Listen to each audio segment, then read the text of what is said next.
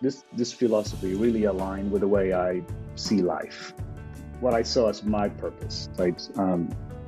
To help people discover what is wonderful about them, and then leverage that to become the best versions of themselves, whether that is at work or their community, right, or home, for that matter. So it's a full package. It's not just about work. It's about you as a person. If you help a leader become more self-aware of their strengths, they will multiply that by themselves being aware how they can make others aware of their own strengths. There are very few real life chances that we have to just step into the shoes of another person and say, wow, if we were this person, what kind of decision would we make? How might we do things differently? How does this resonate with us personally? Characters in stories let us do that. It's incredible practice for being able to say, what if this were me? What would I do differently? How does this relate to something I've already experienced? How did I do it? And how does it compare to what the character did? Somebody once said that fiction is what you have when nonfiction, when the truth doesn't work anymore. Fiction is the truth. That really gives us that thinking. But fictional stories give us this incredible opportunity to practice stepping into other people's shoes and to really imagining ourselves in their lives and trying to understand better what drives other people.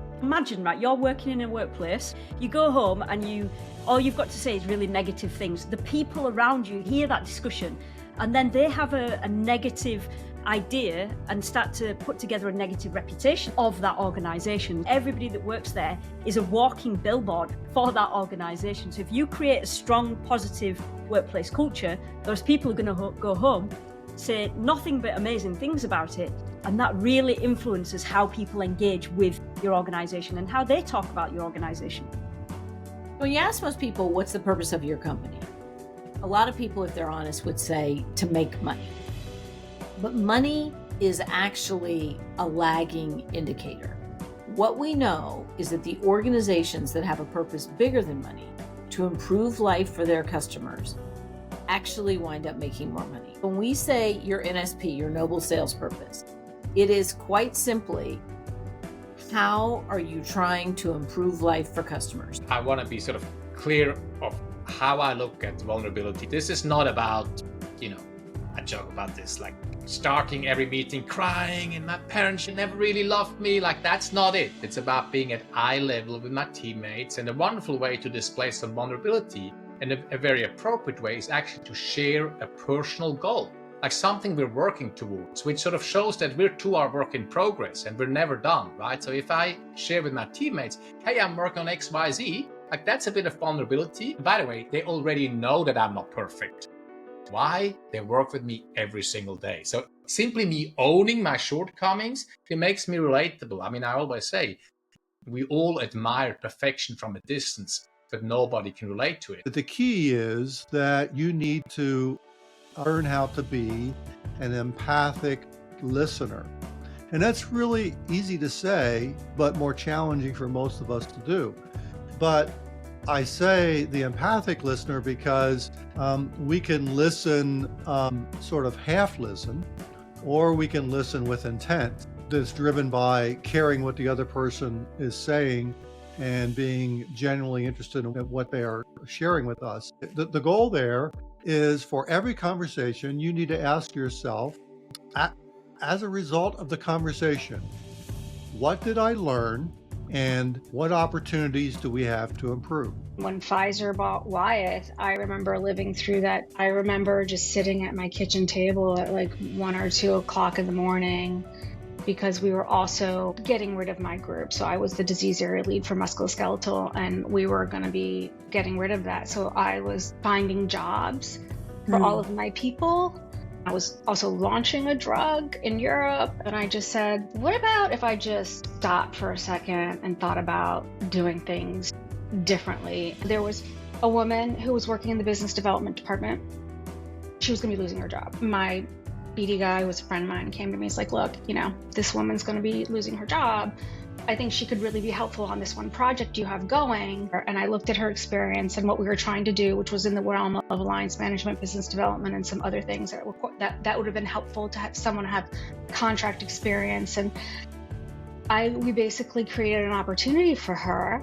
And so her wave date got extended by 9 months, then it got extended 12 months, and then all of a sudden things turned around and I was able to put her on the business full time.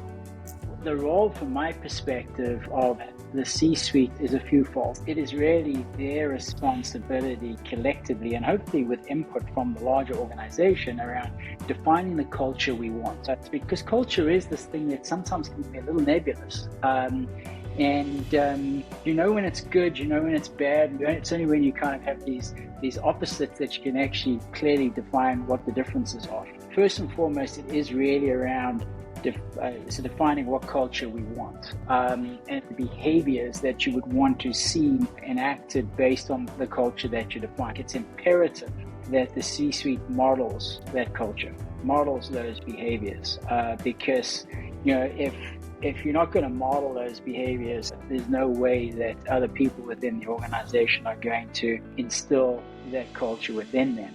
We do regular recognition as part of our culture. It's big wins and small wins. It could be a review on Google, their birthday, their anniversary, and just going above and beyond, helping out a teammate. We really try to drive home that spirit of helping others and not just our customers, but our teammates as well, and treating everyone with a level of respect. Some people will say to me, how do you justify caring for your people? I say, how do you justify not caring? 88% of all people feel they work for a company that doesn't care about them. There's a 20% increase in heart attacks on Monday mornings when people have to go back to work. We don't do this to improve productivity. We don't do this to improve profitability. We do it because it is the right thing to do, to care for the people you lead, to treat them no less than you would want your mother and father treated where they work, or your children treated, or your best friend treated. And we have this poverty of dignity in this country because we don't know how to treat people in organizations focused on results. We have never become truly human organizations. We are economic engines to create profit that we think is our goal. And profit should be the result of our stewardship of people and our good business models. Change is messy. Change is hard. Change is human. As leaders, we have teams and entire organizations within the span of our care 40 hours a week. We have an incredible responsibility to treat our employees with dignity and respect so that they return home to their families in the evening feeling uplifted and proud of their work, rather than drained and demotivated. Lasting organizational change starts with collective empathy. When leaders across an organization start from a place of caring and collaboration, co-creating the change together with their employees. I'm Rebecca Dhrimaj, Chief Empathy Officer at the Empathy Collective, and I'm calling you to join me in a movement where we will guide people through change and disruption, one conversation at a time.